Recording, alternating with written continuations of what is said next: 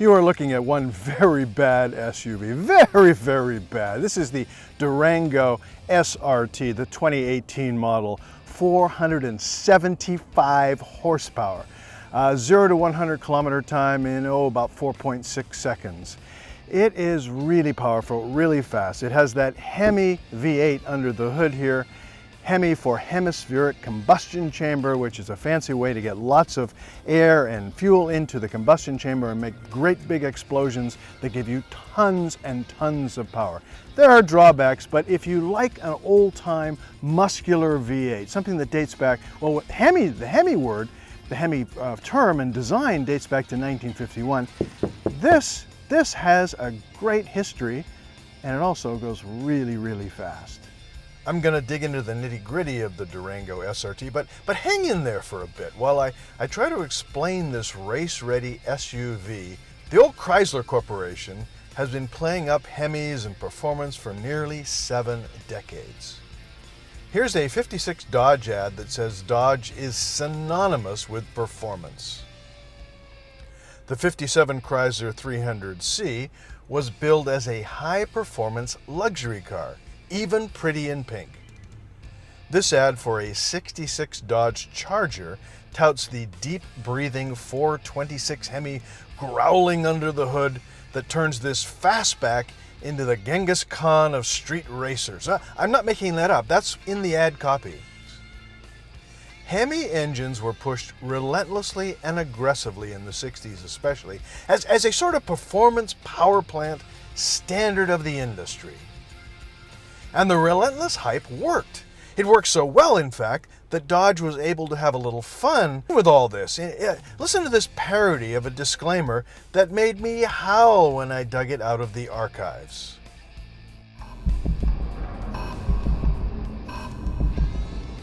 Dodge is a powerful vehicle that affects the chemicals in the brain which may give you the feeling of immortality. Dodge is not recommended for individuals who have strong ties to social networks or are obsessed with mobile games. You should not use Dodge if you are allergic to adrenaline, endorphins, burnouts, or freedom. Dodge is highly addictive. Even one test drive of Dodge may lead to irreversible changes in your life.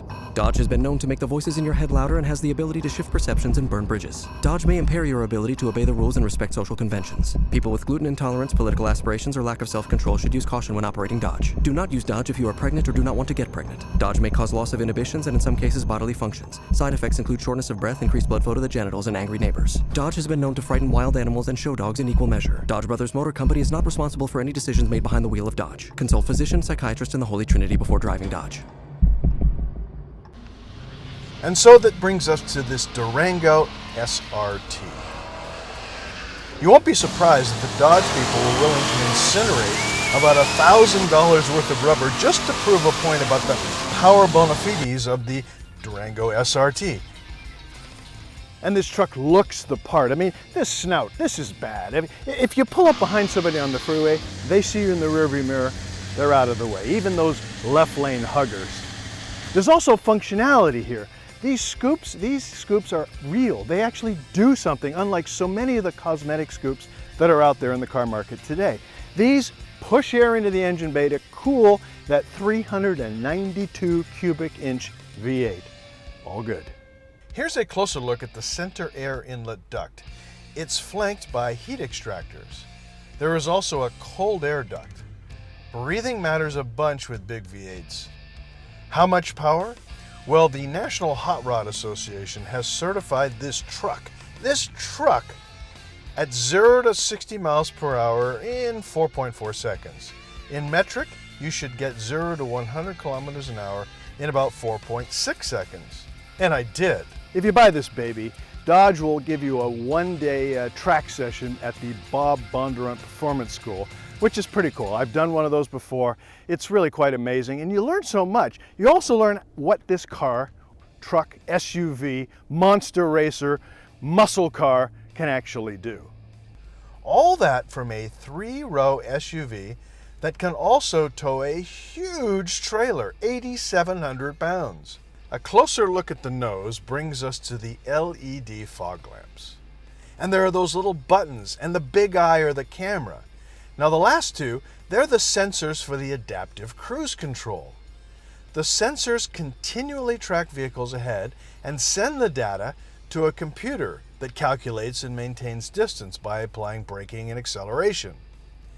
It's a set and steer bit of technology that works perfectly in the Durango, though you do need to first activate it and then set your distance with one steering wheel button, and then set your speed with the second set of more traditional cruise control buttons on the right side of the steering wheel.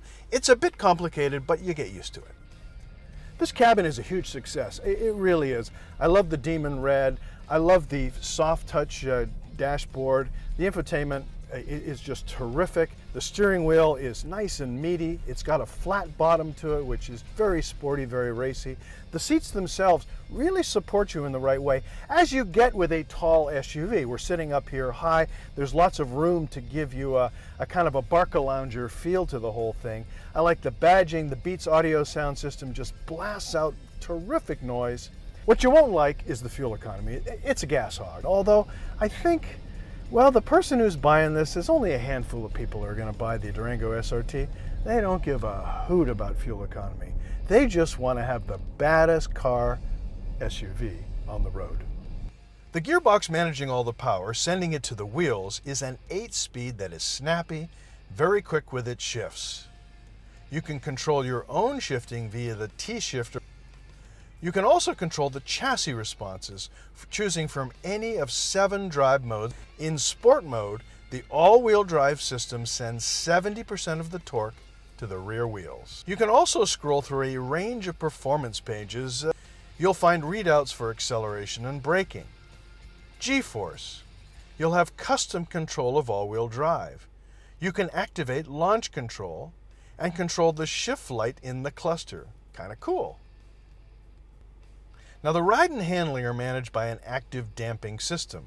Pick a drive mode and the responses change from firm to comfortable, and several options in between. As for functionality, well, to open the liftgate, it's a simple pull of the button there. It comes up automatically, as it should for $85,000. You've got a little bit of cargo room here. Now remember, you've got 3 rows of seating. So the cargo room with the back seats up, not much back here. You might get a couple of rollerboards. They're covered by this thing. To get the seats down, it's a simple click, push, click, push.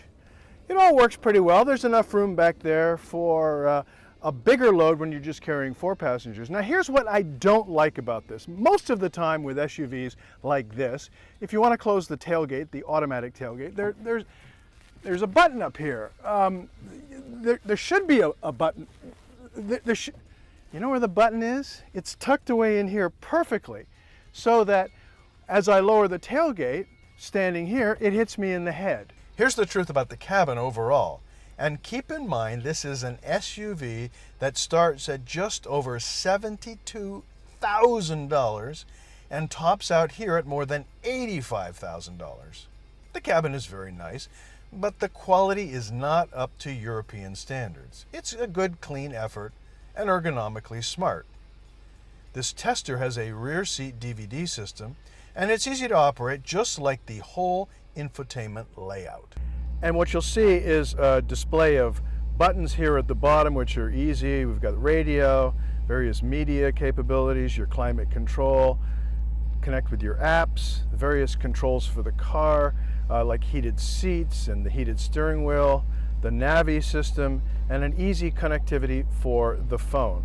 There are also redundant controls here in the center console for your climate control and your volume and tuning and browser. You can turn the screen off, and you can also turn off some of the driving nannies, which are listed down here in an array of buttons here at the very bottom. I do have to say something about quality. Look, Fiat Chrysler's quality is subpar by a variety of measures. I don't know how much longer automakers will produce specialty SUVs like the Durango SRT. It's such a small market, so few people are going to buy it, and they have to deal with the politically correct crowd who are driving Priuses and Tesla Model 3s, vehicles that are very fuel efficient, much easier on the environment, at least from the emissions and fuel economy perspective. All this brings me to the rankings. On performance, I give this rig a 9 out of 10. It's a beast that uses regular fuel, sounds amazing, and stops on a dime. For comfort, 7 out of 10. The Hemi sounds will be music for the right buyers, and the front buckets are excellent. Rear seat room, both rows, is tight. Hauling, 7 out of 10. With the third row flat, the cargo hold is good. With that third row up, if you're carrying, let's say, 6 passengers, you're not going to be carrying much cargo. For towing, an 8 out of 10. Yes, the tow rating is high enough to yank around something monstrous, but it will hurt the fuel economy a lot. If you want a tow vehicle, go diesel. Curb appeal, 8 out of 10. The red calipers in those wheels, the hood scoop, fantastic. But it's still a 2-box design and there's no getting around it. Wow factor, 9 out of 10. That loud, thumping Hemi, it's really something. Overall, we gotta give this Durango SRT 8 out of 10.